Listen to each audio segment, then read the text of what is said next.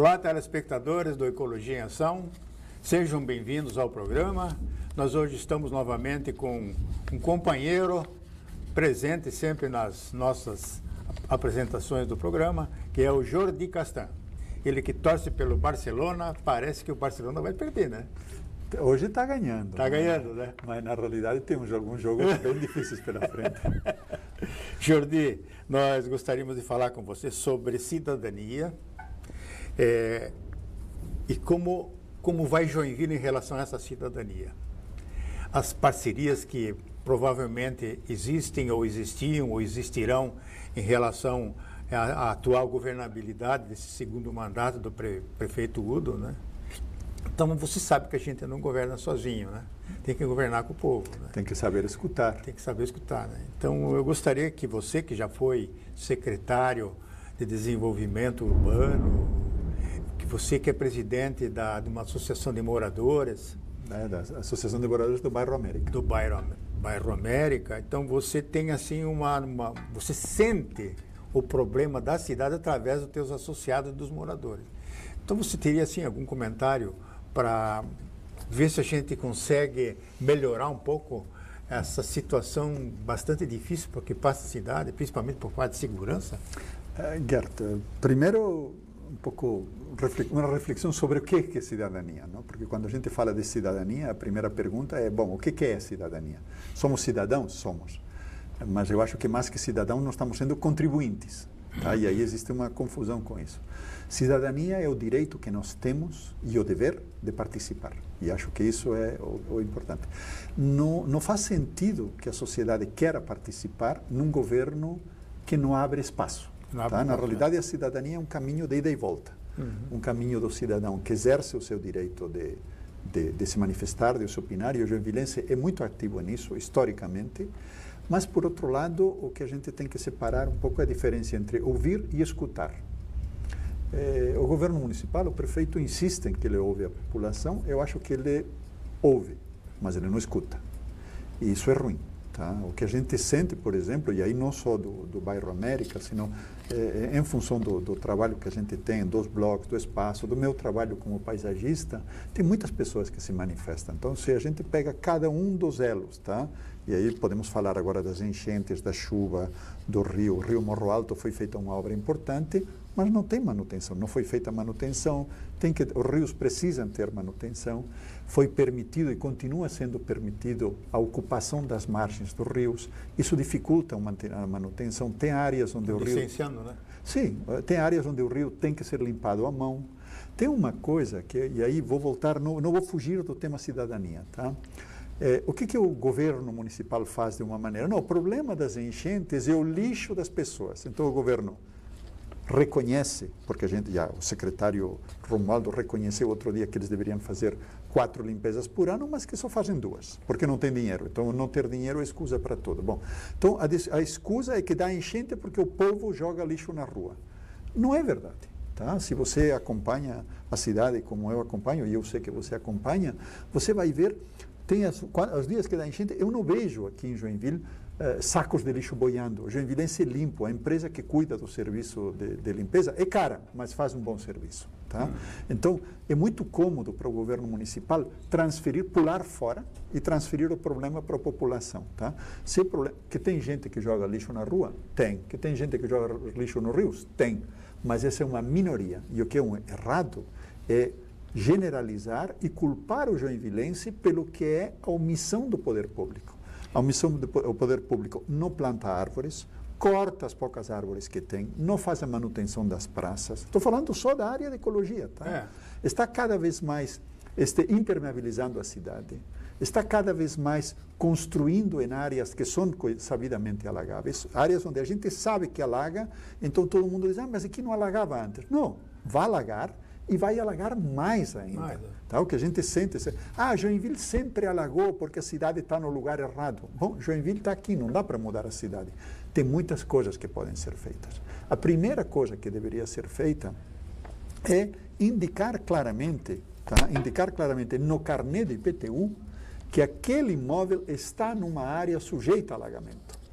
Tá? As pessoas têm que saber. O cara constrói sabendo que se tiver prejuízo não é o contribuinte que vai pagar a conta dele, né? Na realidade, as pessoas têm que saber se aquele imóvel que está comprando está localizado numa área sujeita a alagamento. Existe a mancha de alagamento, é conhecida. Curiosamente, na LOT, essa área de alagamento é onde nós temos, está considerada de adensamento prioritário. Quer dizer, Joinville vai crescer mais nas áreas onde alaga. É inteligente isso? Não, isso é um absurdo. Não é inteligente. Mas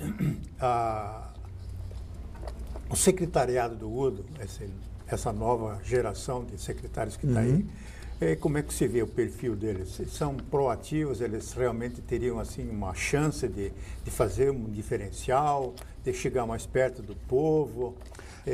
Porque eu tenho tido assim algumas experiências com alguns secretários e eu vejo que nós chegamos num autoritarismo muito forte aqui em Joinville. O secretário está com todo o poder e tchau, não tem mais conversa com o contribuinte. Gert, eu acho o seguinte, no município, como na prefeitura, como em qualquer organização, o perfil do dono, nesse caso o perfil do prefeito, ele permeia toda a estrutura municipal. Sim. Os secretários não são assim porque são secretários, sabe? Não, como pessoa, tá? Eu conheço alguns dos secretários pessoalmente e acho que tem gente muito boa, muito capaz.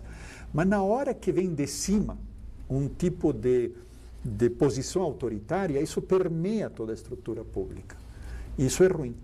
Isso é ruim. Tivemos agora, no domingo passado, aquela história no Museu de Arte de Joinville, aquela história daqueles grupos que queriam, dos blocos que queriam sair na rua, tinha mais policiamento lá que num jogo do Jeca. Tá? Então não faz sentido. Foi chocante. Foi chocante. Além da proibição de carnaval no mercado municipal. Não, tem duas coisas. Eu entendo que numa situação de crise o município não coloque dinheiro público no carnaval. Eu concordo com isso, perfeito, entendo isso. Eu não concordo, e aí é uma das críticas que a gente tem acompanhado estes dias, que algo que estava organizado desde faz quase um ano, tá? 30 dias antes a prefeitura informe que não vai colocar dinheiro. Tá? Eu acho que isso é complicado. Segundo, a quantidade de dinheiro que oficialmente a prefeitura informou que ia colocar são 80 mil reais. Não são 80 mil reais o que vai fazer a diferença na saúde, nem no saneamento, nem nada disso. Mas tá bom, se politicamente o prefeito decidiu não investir no carnaval, é uma decisão dele e ele vai pagar o preço dessa decisão. Agora, com relação ao evento no mercado, é outra situação completamente diferente. Não tinha recursos públicos lá. Não. Era uma atividade das escolas, dos grupos, tal, com o grupo do mercado. E aí a coisa acabou não acontecendo. O porquê não aconteceu? Tem várias versões, mas o que é certo é que não teve. Aí um grupo decide no MAGE organizar lá no Museu de Arte, nos jardins, que é um dos poucos jardins que Joinville tem ainda com cara de jardim, e as pessoas se apropriam dele, a ideia de sair com um bloco de rua, algo que tem em todo o Brasil. Só sair dali. É Navegantes, tinha, é só isso. É só isso. Bom, a ordem era que não podiam, tinha guarda municipal, tinha polícia militar, chegou a tropa de choque, sabe, uma coisa desproporcional, tinha famílias, tinha crianças, tinha adultos, uma coisa assim absolutamente normal. Então, o autoritarismo passa nisso. Se isso aconteceu, é porque teve uma ordem. E no município, as ordens a gente sabe de onde saem. Eu acho ruim para Joinville esse autoritarismo. Vamos mudar um pouco de assunto. Eu ouvi falar comentários aí sobre o novo presidente do IPUJ. Não, o IPUJ não existe mais. Não existe mais? Não, o IPUJ foi extinto. Sim, mas então em substituição ao IPUJ nós temos uma outra... O secretário. O secretário, né? De Desenvolvimento. Sim. Me falaram que é uma pessoa, um jovem dinâmica, com boas ideias, com ideias inovadoras. Você chegou a conhecer esse nome? Eu não conheço o Conte pessoalmente. As referências que eu tenho dele é que é uma pessoa muito dinâmica. Não sei a capacidade que ele tem, ou a formação que ele tem especificamente para cuidar do planejamento urbano da cidade. Eu acho que é triste que Joinville perca o IPUJ, mas o IPUJ, no fundo, pagou o preço do resultado das suas ações. Ele conseguiu que a sociedade toda fique revoltada com o IPUJ. Então, ninguém mexeu uma palha para defender a manutenção do IPUJ, diferente da Fundação Cultural. Eu acho ruim para Joinville que se perca a capacidade de planejamento. Mas a informação que o programa teve é que esse secretário, Ele tem ideias sobre mudanças climáticas, ele quer adaptar a cidade a mais chuva forte que vem pela frente. Ele quer preparar a cidade para esse tipo de eventos catastróficos.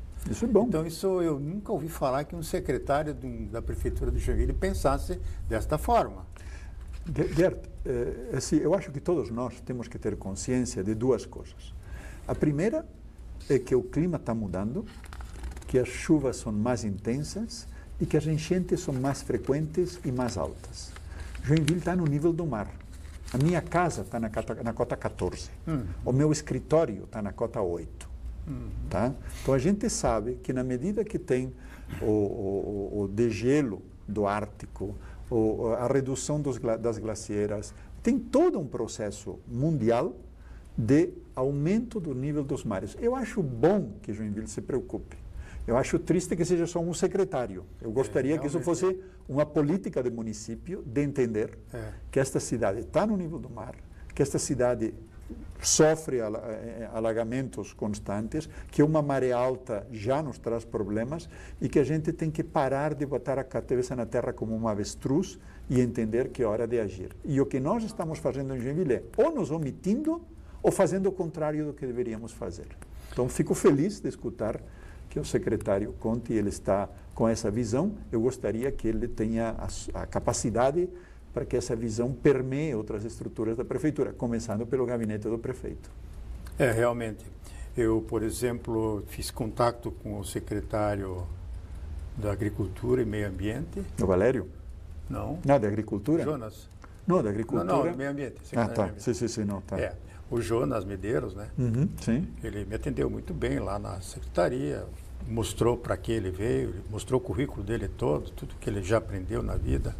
E que ele veio, me disse, pessoalmente, ele disse que ele veio para Joinville para impor a lei. Aí, conversando lá, de repente ele disse, esse negócio de plantar árvore, assim, pelas pessoas, isso aí é proibido. Eu vou impor a lei, nem que eu tenha que prender alguns caras por aí. Ele disse diretamente para mim. Estava falando contigo. Estava falando comigo. Tu é um maluco que fica plantando árvores numa cidade que fica cortando árvores. Então eu fiquei assim muito preocupado com essa posição, porque isso vai refletir dali para baixo em todos os demais, com os quais eu tinha um excelente relacionamento. Com o Tirelli, olha, ele me levava lá dentro, me deixava solto lá dentro. Eu conversava com o pessoal, dava curso, dava palestra. Claro. Mandava mensagem, olha, vamos consertar isso aqui. Eles atendiam, faziam reuniões. Então, poxa, um profissional da casa, nascido em Joinville, trabalhando voluntariamente, sem despesa para o contribuinte. Mas a tecnologia de ponta que eu detenho hoje nesse quadrante da vida, né? E eu fui assim mais ou menos chutado. A ordem vem de cima. Chutei na canela, para esse cara não incomodar mais. Essa é a minha sensação se foi que eu tive na canela, joinvilense plantador de árvores. Viu, pessoal? Cuidado e não plante mais árvore, que você pode ser preso.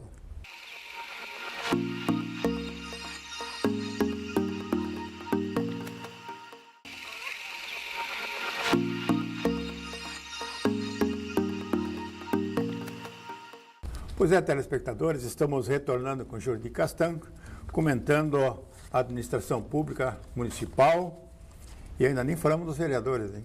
Não. Não vamos falar.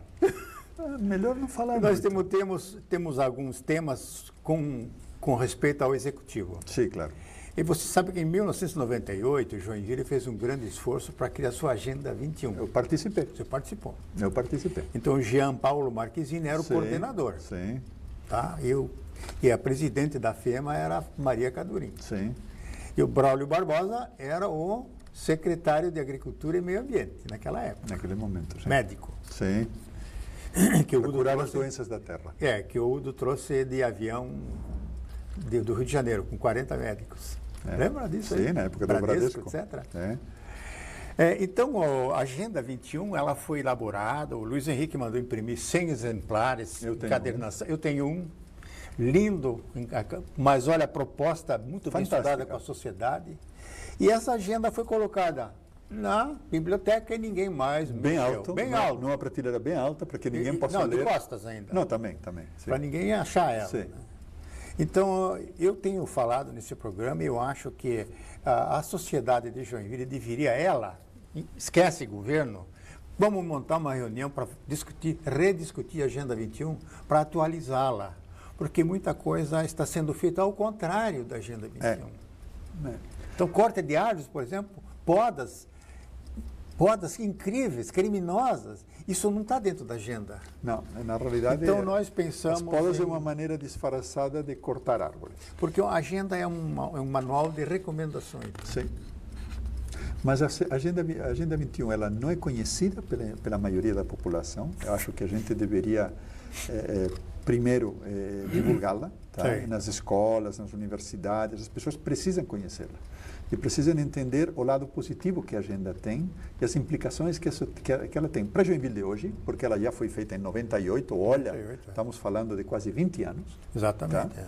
E pouco tem sido feito, e eu gostei muito do que você falou, que está sendo feito quase que ao contrário. A Agenda 21 está servindo um pouco para dizer, tem que fazer isso, então vamos fazer o contrário. O contrário, exatamente. Essa visão de desenvolvimento a todo custo. Tá? Tem gente que acha ainda que o Brasil é eterno e que a água não vai acabar nunca e as florestas podem ser cortadas todas. Então é uma visão errada. Tá? Mas eu acho que a Agenda 21, primeiro, ela tem que ser conhecida, e segundo, tem que ser implantada. Eu acho que até a gente poderia discutir isso dentro dos conselhos de segurança, dos conselhos, das associações de moradores. Né?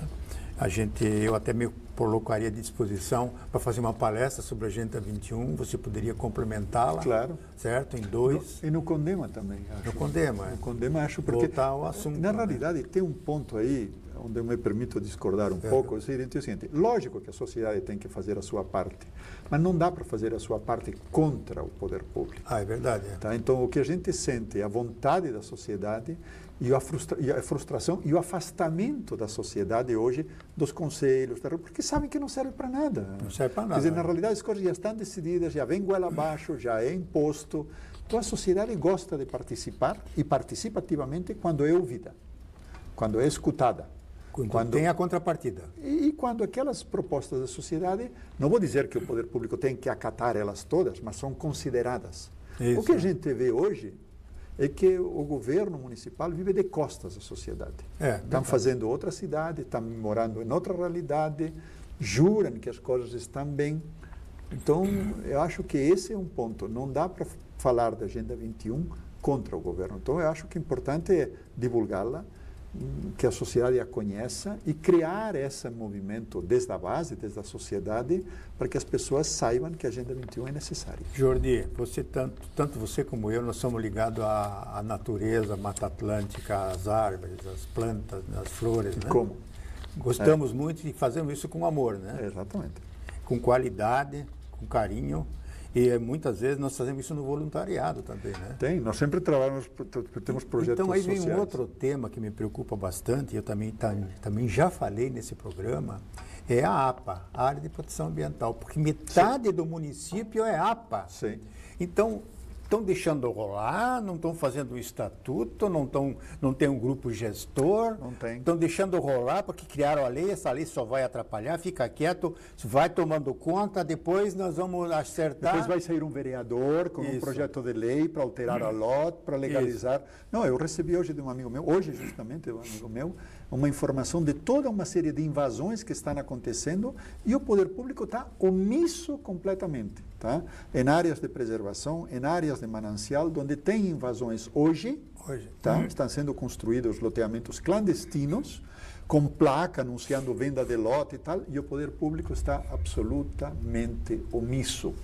E o pior é isso. Não vamos falar do legislativo, mas aí vai vir um vereador e dizer, ai, tadinho, está gente aqui, não sei o que mais, tem que legalizar isso. Projeto de lei para alterar a lote, para avançar sobre áreas de preservação, sobre essa nossa realidade, esse jogo político pela omissão do poder público. Outra coisa que está me preocupando, e também meus telespectadores têm me chamado a atenção, é sobre o Ministério Público agora, a doutora Simone Schultz, ela impôs à Prefeitura a limpeza dos rios. Certo. Então, o nosso medo é que ela, com essa assertiva, que é correta, possa o poder público se valer dessa determinação e fazer o corte geral da mata ciliar, como fez o Carlito Mers. lá no Rio Cachoeira. O problema é que o poder Isso público... o poder público acha que limpeza é corte de árvore, corte de mata ciliar, de corredor de fauna. Na realidade, o problema é que não se entende o papel da mata ciliar. Eu vou falar agora do Cachoeira. Tá? Do Cachoeira. Tu tem lá aqueles ficus, tu tem todo um processo natural de recuperação da mata de forma natural.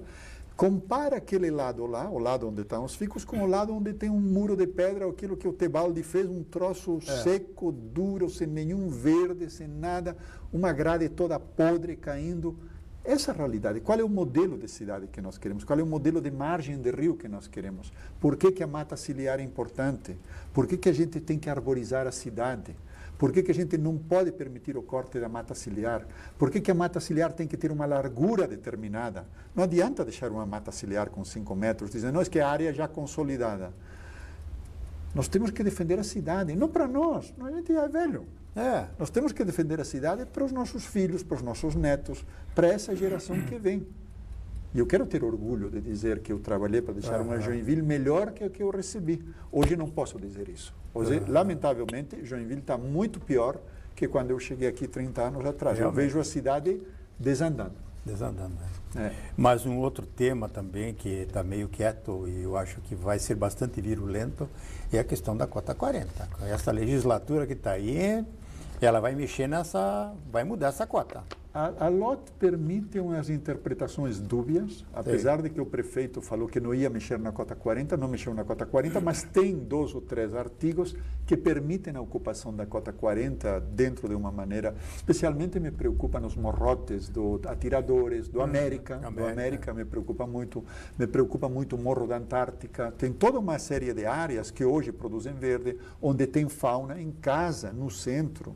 Nós temos tucaninhos, nós temos jacu, tem um monte de pássaros. Eu acho também que a função dessas matas cobrindo a cabeça dos morros, ela absorve a água e segura a água. Sim. As enchentes são menores do que poderiam ser sem essa vegetação. Claro. Na realidade, estamos falando de 2 coisas. Nós temos enchentes, mas não temos deslizamentos. Temos muito poucos. E onde tem deslizamentos são ocupações irregulares, áreas que jamais deveriam ter sido ocupadas. Que foram licenciadas à revelia. Ou que deixaram fazer para depois acertar. Ou às vezes com liminar. Com liminar. Tem que lembrar também que o judiciário, em alguns casos, tem tido uma atitude preocupante.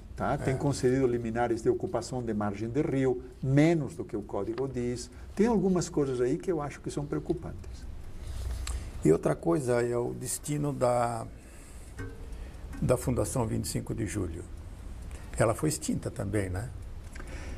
A fundação foi extinta, foi convertida em Secretaria de Agricultura. Então vamos dizer que a situação da fundação não é da pior, continua o Valério, continua sendo secretário. Eu sou presidente do Sindicato Rural, na minha condição de produtor rural. Além de outras coisas, além de paisagista, a gente trabalha com a produção de plantas. Então conheço bastante bem a situação da área rural e preocupa. Preocupa, na realidade, mais que o fato de deixar de ser fundação para a secretaria, isso não deveria ser o problema, o sucateamento. Quer dizer, a Fundação 25 de Julho era uma referência estadual. Hoje não é nem referência em Joinville. E eu acho que isso é preocupante. Tem a ver com esse processo, que tem a ver com tudo isso que nós estamos falando, de desconstruir a cidade, de ir desmontando a cidade. O que realmente fica assim impactado é a quantidade de comissionado que foi jogado lá dentro. Porque quantos candidatos a prefeito jogaram comissionados dentro da Fundema, lá na SEMA, tem um salão enorme só de comissionados. E lá na fundação, então, tem mais de 200 carros estacionados lá de comissionados. Mas é um absurdo. Onde é que esse dinheiro todo é jogado quando se diz que não tem dinheiro de 80 mil para um carnaval? Pensa o seguinte, enquanto a maior empregadora do município seja a prefeitura, e a prefeitura tem deixado de fazer, hoje não tem calceteiro, não tem lixeiro, tudo isso é terceirizado. Aumentou ainda mais ainda? Sim, então na realidade, quer dizer, se nós pensamos que numa cidade onde temos uma Whirlpool, uma Tupi, uma Embraco, uma Tigre, a maior empregadora do município é a prefeitura, eu acho isso muito preocupante. Isso é um muito sintoma preocupado. bastante difícil, né? Eu vejo isso de uma maneira negativa. Eu vejo isso de uma maneira negativa porque a prefeitura não produz nada. A prefeitura só consome recursos. Então, cada vez mais fome, mais necessidade de arrecadar para manter serviços cada vez mais precários. E esse isso eu acho pessoal sem preocupante. qualificação nenhuma, sem preparo, fazem uma barreira diante do contribuinte que quer solução e ele não consegue. Tem comissionado esse é outro despachando, tem estagiário despachando em nome de secretários. Bom, esse é outro problema. Na realidade, nós precisamos de uma estrutura melhor. Acho que a grande decepção como prefeito Udo, para quem esperava alguma coisa dele, é ver que ele não fez nenhuma das mudanças que precisavam ser feitas. Algumas pessoas falam que o Udo vai ser o novo Freitag. Freitag foi o Freitag e o Udo é o Udo. São dois perfis diferentes, duas maneiras completamente diferentes de ser. O senhor Freitag era um perfil completamente diferente. O Barcelona, terminou o programa. Guerra. Muito obrigado pela tua presença.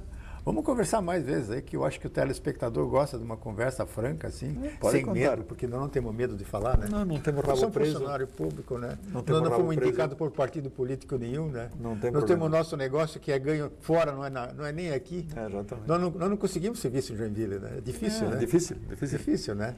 Porque nós somos assim vistos como umas... Mas temos bons clientes, tem gente séria, tem gente que gosta de pós-profissionais, então não tem problema nisso. Muito obrigado pela presença. Não, um prazer pelo convite.